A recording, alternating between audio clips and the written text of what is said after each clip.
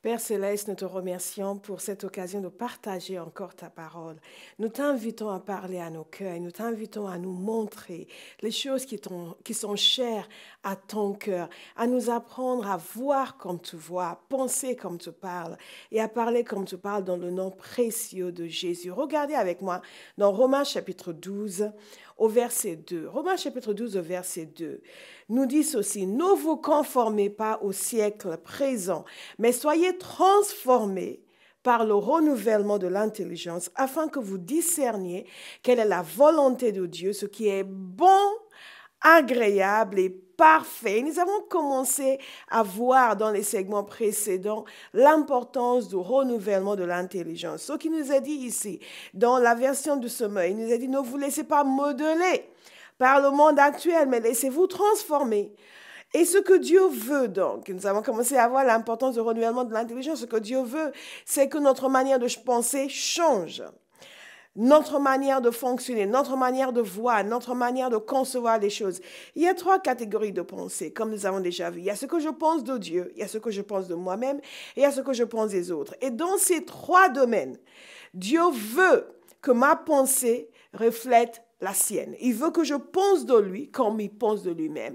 Il veut que je pense de moi comme il pense de moi. Il veut que je pense des autres comme il pense des autres. Comme j'ai eu à dire ce dimanche dans notre église, imaginez ce que sera une église locale lorsque chacun des membres a à l'égard des autres la pensée de Dieu. Imaginez ce que sera notre société si nous commençons à penser à nos voisins de la même façon que Dieu pense à nos voisins. Si nous commençons à penser à nos familles, penser à nos conjoints comme Dieu pense à eux. Si nous avons à leur égard les mêmes pensées que Dieu a à leur égard, je peux vous assurer que la pensée de Dieu à leur égard, ce n'est pas de leur faire du mal, ce n'est pas de les tuer, ce n'est pas de faire vengeance, de se faire vengeance. La pensée de Dieu à leur égard sont des pensées elle est une pensée de bonheur, une pensée d'amour, une pensée de provision. Comment est-ce que nous le savons? La parole de Dieu nous dit que Dieu a tant aimé le monde qu'il a donné son Fils unique afin que quiconque croit en lui ne périsse point, mais qu'il ait la vie éternelle. Et beaucoup de gens pensent que Dieu veut détruire le monde, Dieu veut faire du mal. Les gens ne veulent pas se rapprocher de Dieu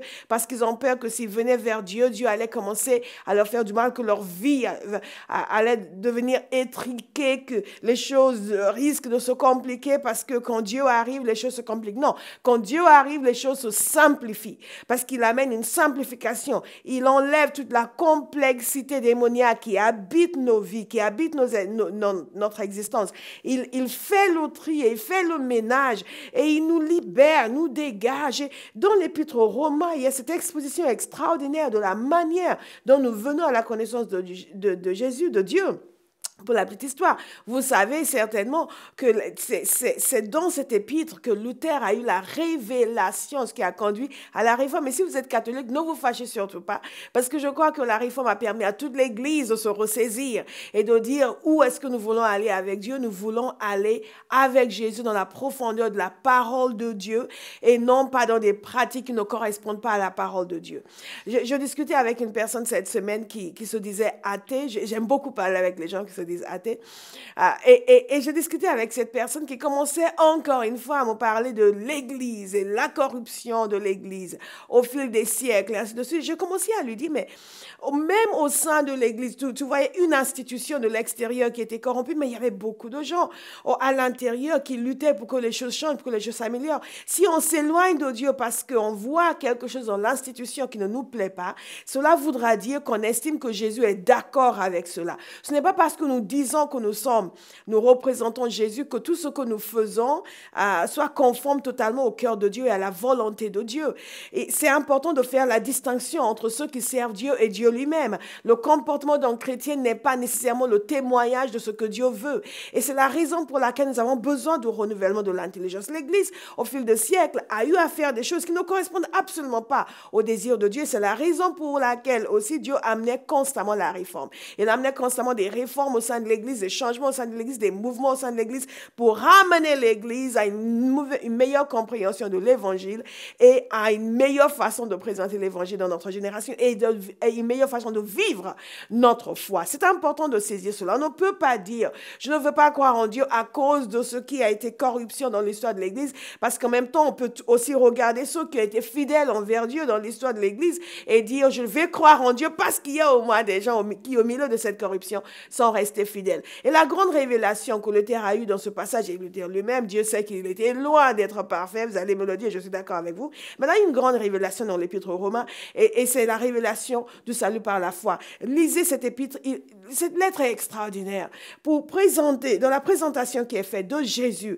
de la manière dont nous sommes réconciliés avec Dieu, mais ensuite dans ce chapitre 12, et ça nous ramène à ce que je viens de dire, nous voyons comment nous sommes censés vivre maintenant que nous sommes enfants de Dieu. Nous ne sommes pas sauvés parce que nous sommes bien. Souvent les gens disent, oui, mais les chrétiens ne sont pas mieux que nous. Absolument. Ils ne sont pas mieux que les autres, ils ne sont pas plus merveilleux que les autres. Ils sont venus à celui qui est mieux que les autres, à celui qui est plus merveilleux que les autres. Ils sont venus à Jésus, le seul qui était parfait. C'est toute la présentation de la rédemption, de la réconciliation. Je parle tellement vite.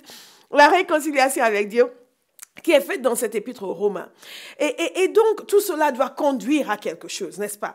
Tout cela nous conduit d'abord à la reconnaissance de Jésus, à la nouvelle naissance, mais tout cela nous conduit aussi dans l'épître aux Romains 12, 2, et c'est ce que j'ai lu au départ, tout cela nous conduit aussi à un changement dans notre manière de penser. Nous pensons souvent au changement dans notre manière de vivre, dans notre manière de parler, et c'est vrai, mais le changement intervient tout d'abord au niveau de la pensée. Et c'est ce que nous dit la parole de Dieu ici, d'où révolution mentale.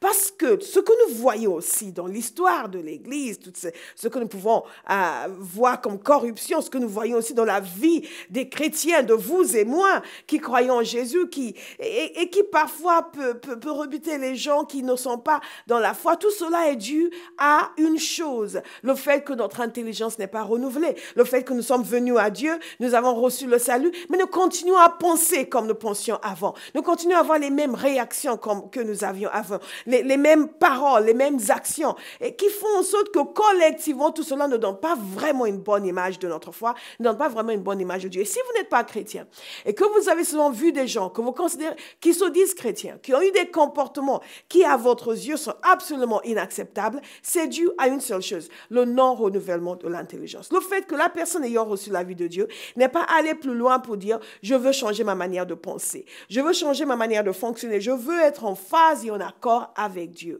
C'est capital, à la fois pour nos vies, pour notre bonheur, pour, comme il est dit dans ce verset, connaître la volonté de Dieu. Il nous a dit, laissez-vous transformer. Je vais vous donner un message aujourd'hui. Laissez-vous transformer par le renouvellement de votre pensée pour pouvoir discerner la volonté de Dieu pour nos vies, pour discerner la volonté de Dieu, ce qui est bon, ce qui lui plaît, ce qui est parfait. Waouh! Ce qui est bon, ce qui lui plaît, ce qui est parfait. Nos vies sont affectées. Et les autres aussi sont affectés. Le témoignage que nous donnons de Jésus est affecté. Mais dans un segment prochain, nous allons parler de l'impact et nous entrerons dans les détails. Mais quand nous pensons au fait que nous devons changer notre manière de penser, il y a aussi une autre chose qui nous vient à l'esprit. C'est, mais oui, pourquoi faut-il changer notre manière de penser? D'où nous viennent toutes ces pensées? D'où nous viennent ces schémas de pensée? Si vous n'avez pas vu le segment précédent, surtout, allez voir. Parce que nous évoquons différents schémas de pensée que vous voyez ici. Alors là, c'est agréable, la victoire, le courage, la capacité, la paix, la persévérance, l'assurance, l'obéissance, la bonté, l'amour, la joie. Toutes ces pensées, des pensées de joie, des pensées de bonheur, vous pouvez vous réveiller le matin avec des pensées de tristesse, des pensées de malheur, ou des pensées de joie, de bonheur. Vous réveillez en disant que c'est merveilleux d'être né de Dieu, que c'est extraordinaire d'être enfant de Dieu. Waouh, j'aime Jésus. Ce sont des pensées. Et ces pensées sont le résultat d'un schéma de pensée que nous avons à l'intérieur de nous. Nous pouvons avoir ceci ou nous pouvons avoir ceci. De l'incrédulité. Tout ce qu'on dit, ouais, mais je ne suis pas d'accord. Critique, rébellion, immoralité. Il y a des gens qui voient une femme tout de suite. déshabillés dans leur tête. C'est un schéma de pensée d'immoralité, de perversité. Si c'est votre cas, il faut que ça change. Et ça va changer. Timidité, orgueil, inflexibilité, pauvreté. Il y a des gens qui ont une mentalité de pauvreté, ne s'attendent jamais à voir quoi que ce soit dans la vie. Mon père est pauvre, mon grand-père est pauvre, mon arrière-grand-père est pauvre. Dans la famille, nous sommes tous pauvres. Quel que soit ce que je fais, je pourrais décider de faire dans ma vie, je vais rester pauvre. Ça, c'est une mentalité. Tous ces schémas de pensée doivent changer. Mais d'où nous viennent ces pensées? Ces pensées nous viennent de différents endroits. Nous savons que les pensées sont des réactions en contact avec l'extérieur, et ce contact peut venir de nos différents sens. À un autre moment, nous allons parler de nos différents sens. Ces pensées, donc, sont des pensées à l'égard de Dieu, des pensées à l'égard de nous-mêmes, des pensées à l'égard des autres. Nous viennent d'abord de notre nature non rachetée. La parole de Dieu nous dit ceci dans Éphésiens, chapitre 2, verset 3. Nous tous aussi, nous étions de leur nombre, parlons des gens qui ne connaissent pas le Seigneur. Et nous vivions autrefois selon les convoitises de notre chair, accomplissant les volontés de la chair et de nos pensées. Et nous étions par nature les enfants de colère comme les autres. En d'autres termes, auparavant, avant de venir à Christ, nous ne faisions que ce qui nous venait en tête. Et ce qui nous venait en tête était complètement éloigné de Dieu. Et nous étions des enfants de la colère. Jésus, un jour, a été interrogé au sujet des pratiques de ses disciples. Le fait qu'ils mangeaient sans se laver les mains. Donc, l'accent était mis sur ce qui était externe à l'homme et qui entrait dans l'homme. Et juste pour raccourcir, je vais vous lire le passage où Jésus répond, où il explique à ses disciples la réponse qu'il a donnée à ces personnes. Il explique le fait que ce qui sort de la bouche vient du cœur. Et c'est ce qui suit l'homme. Donc, ce n'est pas ce qui entre qui suit l'homme, c'est ce qu'il a dit dans le passage précédent, mais ce qui sort qui suit l'homme. Maintenant, écoutez ce qui suit l'homme. Car c'est du cœur que viennent les mauvaises pensées, les meurtres, les adultères, les impudicités, les vols, les faux témoignages, les calomnies. Jésus explique que c'est de l'intérieur que viennent ces choses qui suivent l'homme. Les mauvaises pensées suivent l'homme. Et ces mauvaises pensées sont des pensées qui, dès notre nouvelle naissance, nous avions déjà avant notre nouvelle naissance plutôt. Donc, ils viennent de notre nature non régénérée, de ce que nous étions avant de venir à Christ, avant de venir à Jésus. Nous avions l'habitude de penser d'une certaine façon. Et quand nous devenons chrétiens, nos pensées ne disparaissent pas. Parfois, il y a une délivrance dans certains domaines. Les gens ont un schéma de pensée de perversité, par exemple, et ça disparaît. Tout d'un coup, ils regardent les gens différemment. Ils ont un autre regard ou parfois certaines dépendances et ils ne pensaient qu'à assouvir ces dépendances. Mais ils sont convertis et waouh, ils sont guéris et ces dépendances disparaissent. Cela arrive, mais de façon générale et de façon plus systématique. Nous sommes censés faire quelque chose. C'est pour cela que ce passage nous dit, laissez-vous transformer. Moi, j'ai envie de dire à quelqu'un aujourd'hui, laissez-vous transformer. Nous devons nous laisser transformer. Si nous ne nous laissons pas transformer, nous ne saurons pas transformer. Mais nous pouvons être transformés. De notre nature non régénérée nous viennent ces pensées. Parfois, certains de ces schémas de pensée nous viennent de notre entourage, de nos familles, de notre enfance. Vous savez, quand on passe son temps à dire à un enfant, tu es ceci et tu es cela et voilà comment tu deviendras toute sa vie, l'enfant va finir par intégrer cette idée de lui-même. Et il y a un enfant dans notre église, un jour, elle est allée voir sa mère pour dire « Maman, je suis un champion ». Et la mère m'a dit « Voilà ce qu'elle m'a dit ». Je dis « Oui, parce que je lui ai dit cela ». Non, plutôt, elle m'a dit « Je suis un leader ». Et la mère m'a dit « Mais elle m'a dit « Je suis un leader ». Je dis « Exactement, parce que je lui ai dit « Tu es un leader ». Et dans sa tête, je suis un leader. Souvent, nous mettons des idées dans la tête des enfants et ils grandissent en se voyant de cette manière-là. Parfois, en tant que pasteur, je dois conseiller des gens ou prier pour des gens qui ont une image tellement négative d'eux-mêmes, qui ont des pensées très négatives sur eux-mêmes. Et ces pensées viennent de ce que les gens leur disaient lorsqu'ils étaient enfants. Les pensées, les paroles que les parents déclaraient, parfois même des noms qui leur étaient donnés. Parfois des circonstances de leur famille. Il y a des enfants qui grandissent avec un schéma de pensée d'infériorité parce qu'on qu'on leur a toujours dit que oui, mais toi, de toute façon, tu n'es pas aussi intelligent que tes frères. Toi, de toute façon, tu es trop grosse. Tu ne vas pas pouvoir faire un beau mariage. Toi, de toute façon, tu es trop lent. Tu ne vas pas pouvoir réussir dans la vie. Et parfois, il y a un travail de déconstruction que nous sommes amenés à faire avec des gens qui viennent à Christ parce qu'ils ont des schémas de pensée qui ne correspondent pas du tout à ce que Dieu dit leur concernant. Ce qui compte, c'est que vous commencez à vous voir comme Dieu vous voit. C'est que vous commencez à penser de vous-même comme Dieu pense de vous-même. Personne au monde ne peut penser autant de bien de vous que Dieu. Pourtant, c'est celui qui vous connaît le plus. Et les gens s'imaginent que Dieu doit les regarder et dire, vilain petit canard, espèce de malfaiteur malheureux, je ne peux pas te supporter. Non, Dieu nous voit avec des yeux d'amour. Il sait qui nous sommes. Il n'est absolument pas dupe. Vous ne pouvez pas le pousser à vous voir différemment. Il vous voit déjà beaucoup mieux que vous ne vous voyez vous-même. Dans vos rêves les plus merveilleux, les plus extraordinaires, dans vos fantaisies les plus magnifiques au sujet de vous-même, vous ne pouvez pas vous voir aussi bien que Dieu vous voit. Pourquoi? Parce que vous êtes merveilleux? Non, parce que lui est merveilleux. Et il vous regarde avec des yeux d'amour. Et c'est important. Aujourd'hui, vous regardez ce programme. Vous n'êtes pas chrétien. Sachez ceci. Dieu vous aime et il vous regarde avec des yeux d'amour. Il n'est pas dupe sur votre nature, votre personnalité, les horreurs qui se passent à l'intérieur de vous. Parce que vous savez, il y a des horreurs qui se passent en nous. Et c'est ce que Jésus disait à ses disciples dans ce passage pour dire, ce qui suit l'homme, ce sont les mauvaises pensées qui sortent du cœur. Vous êtes souillés par vos mauvaises pensées, pas uniquement par les choses que vous faites physiquement, mais par ce qui se passe à l'intérieur de vous. Et Dieu voit tout cela et en dépit de tout cela, il vous aime. C'est ça qui est extraordinaire. Il y a des gens, si vous connaissez réellement, si soupçonnez, ne serait-ce qu'un petit peu ce que vous pensez, que vos craintes, vos phobies, les schémas de pensée qui habitent vos têtes, ils se désintéresseraient tout de suite de vous. Mais Dieu, ce n'est pas le cas. Il vous aime. Et si vous le connaissez aujourd'hui, vous êtes enfant de Dieu, vous êtes chrétien, vous lui avez donné votre vie, il vous aime en dépit de tout ce qui se passe à l'intérieur, mais il veut que ça change. Parce que si ça ne change pas, cela va avoir des répercussions très négatives sur votre vie. Nous devons être des témoins. Que les gens nous voient et qu'ils voient la vie de Dieu en nous. Que les gens nous voient et qu'ils aient envie de connaître notre Jésus. Et nous ne pouvons jamais être de vrais témoins si nous ne laissons pas Dieu nous transformer.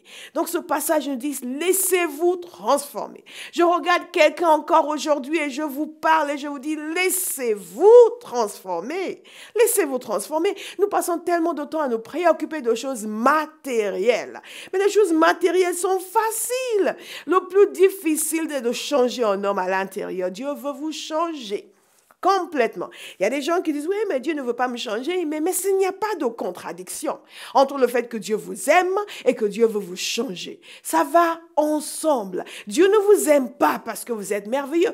J'ai encore plus confiance dans son amour, en sachant que son amour n'est pas lié à ma performance. Son amour n'est pas lié à mon excellence. Son amour est lié à son excellence. Son amour est lié non pas à ma bonté, mais à sa bonté. Donc, avec cette assurance de son amour, je peux le laisser me changer. Les sources de pensée.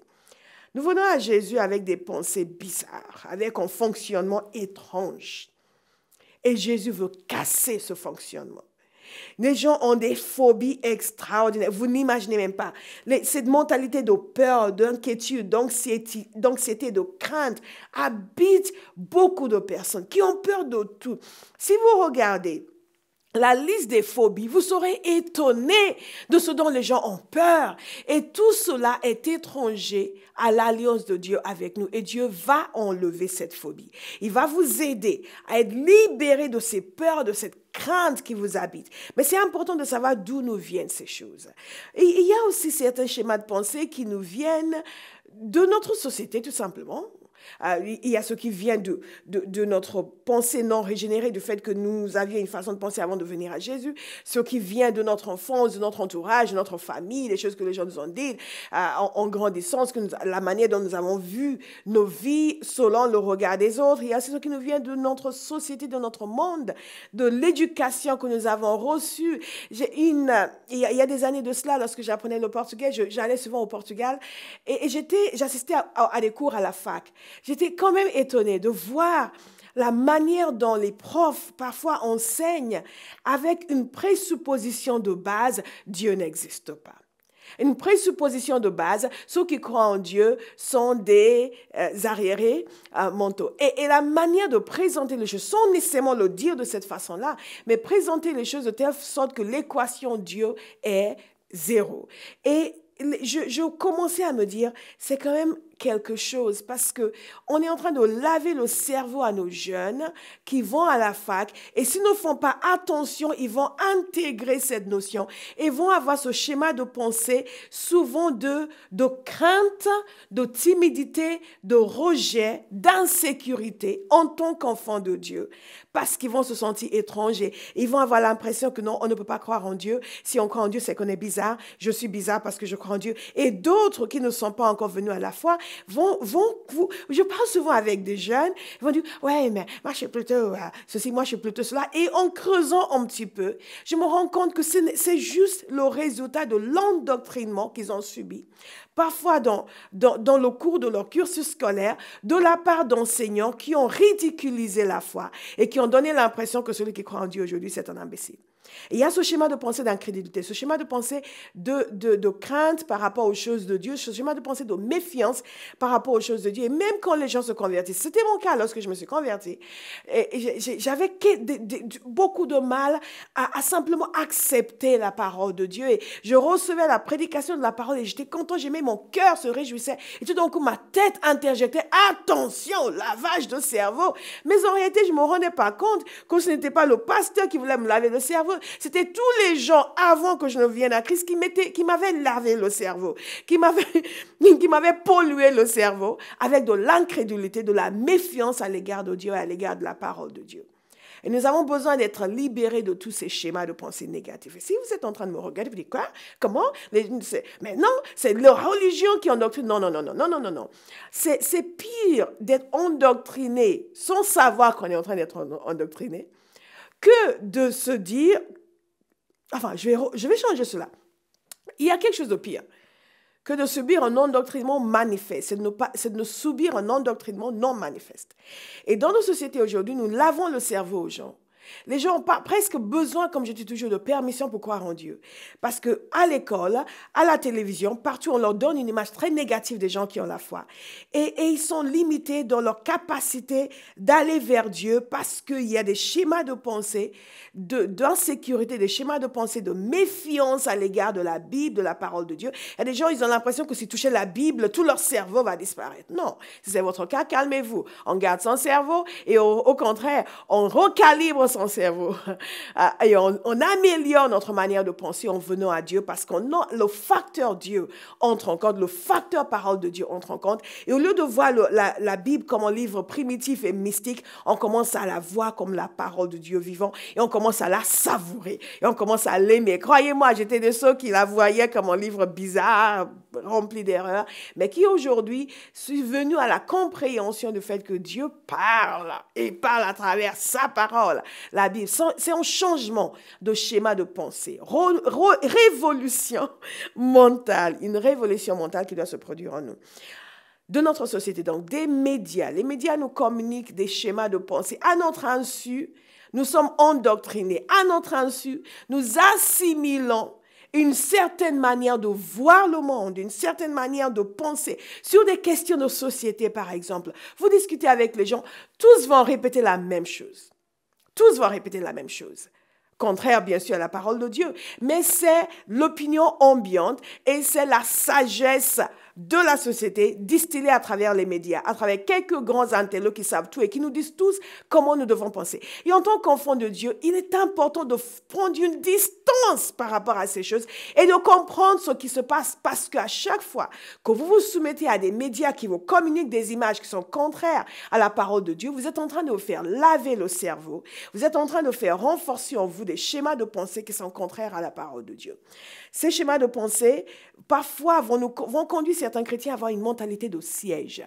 Qu'est-ce que je veux dire par une mentalité d'assiégé? Pourquoi? Parce que l'image qui est véhiculée au sujet de chrétiens est tellement négative que les uns et les autres commencent à s'enfermer dans leurs églises en ayant peur du monde extérieur parce qu'ils ne nous aiment pas. Ils disent du mal de nous. Oh, les gens qui sont dehors, ils n'aiment pas Dieu. Ils ne nous aiment pas. Et c'est important de sortir de cette forteresse mentale. et d'aller dans la société et de laisser Dieu renouveler notre intelligence, penser comme Dieu pense et aller vers les gens au lieu de s'enfuir. Si vous continuez à consommer des choses qui vont vous influencer négativement, ce n'est pas étonnant que vous n'ayez pas d'audace dans votre foi, de hardiesse, de force et de puissance et la capacité d'influencer les gens plutôt que de se laisser influencer. Quand vous asseyez, que vous regardez film après film qui montrent des valeurs anti-bibliques, qu'est-ce qui va se passer? Vos valeurs vont être changées.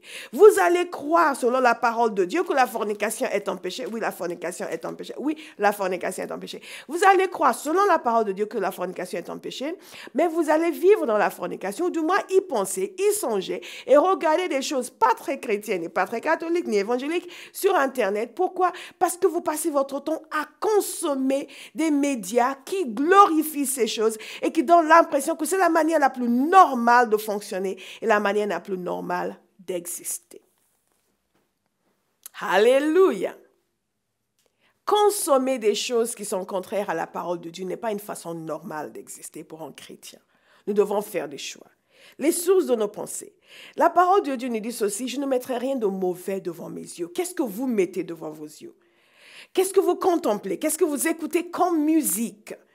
Parfois, les chrétiens se disent, mais je ne sais pas pourquoi je n'ai pas de faim et de soif pour les choses de Dieu.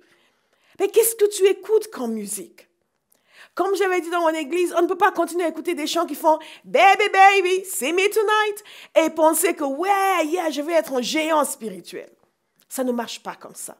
Nous voulons connaître la source de nos pensées pour pouvoir agir sur nos pensées. Dieu nous demande de nous laisser transformer par le renouvellement de notre intelligence. Il nous demande de changer notre manière de penser, de vivre une véritable révolution mentale. Moi, je suis partante pour une révolution mentale parce que je veux que ce qui se passe à l'intérieur de moi donne la gloire à Dieu. Est-ce que ce que Dieu voit en vous est agréable? Pour changer nos pensées, nous devons savoir d'où nous viennent nos pensées, mauvaises et bonnes. Et dans Jean chapitre 15, au verset 18, il nous a dit ceci: « Si le monde vous hait, sachez qu'il m'a haï avant vous. Si vous étiez du monde, le monde aimerait ce qui est à lui. Mais parce que vous n'êtes pas du monde, et que je vous ai choisi du milieu du monde, à cause de cela, le monde vous hait. » Jacques 4, 4. « Adultère que vous êtes. Ne savez-vous pas que l'amour du monde est inimitié contre Dieu? Celui donc qui veut être ami du monde sera ennemi de Dieu. » Il est important pour nous de comprendre que lorsque nous continuons à nous nourrir des choses qui communiquent les valeurs mondaines, les valeurs immorales, les valeurs perverses qui ont gangréné notre société et qui sont contraires aux valeurs qui nous sont exposées dans la parole de Dieu, qui nous sont présentées par Jésus dans les évangiles. Si nous continuons à consommer ces choses, nous allons subir un véritable lavage de cerveau et nous allons laisser renforcer et créer en nous des schémas de pensée qui sont contraires à la parole de Dieu. Des schémas de pensée qui vont nous empêcher de connaître la volonté de Dieu, qui vont nous amener à avoir des valeurs différentes, qui vont nous amener à fonctionner dans la perversité, exactement comme les gens qui ne connaissent pas Dieu, et quand vous vous exposez continuellement à quelque chose, cette chose devient partie intégrante de votre être.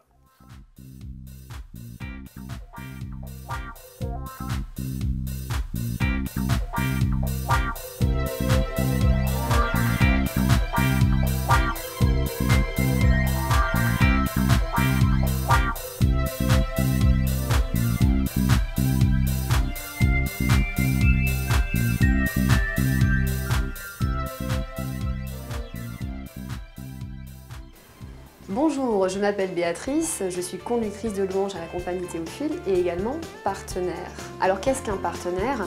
Un partenaire, c'est quelqu'un qui désire réellement s'impliquer dans un ministère. Et vous aussi, vous souhaitez peut-être vous impliquer dans le ministère de la compagnie Théophile. Vous pouvez être partenaire de prière, en vous engageant à prier régulièrement pour Pasteur Bola et toute son équipe. Et vous pouvez aussi être partenaire financier en nous soutenant ponctuellement ou régulièrement. Pour cela, il suffit d'aller sur la rubrique partenariat de notre site. Et vous êtes nombreux. Vous êtes nombreux à nous écrire de différentes nations, du Tchad, du Liban, de l'Algérie, de l'Afrique du Sud, de l'Angleterre. C'est vraiment merveilleux de savoir que nous pouvons apporter l'Évangile dans tous ces pays et de savoir que nous sommes une bénédiction pour vous. Alors si vous aussi, vous souhaitez y participer, vous savez ce qu'il vous reste à faire. Que Dieu vous bénisse.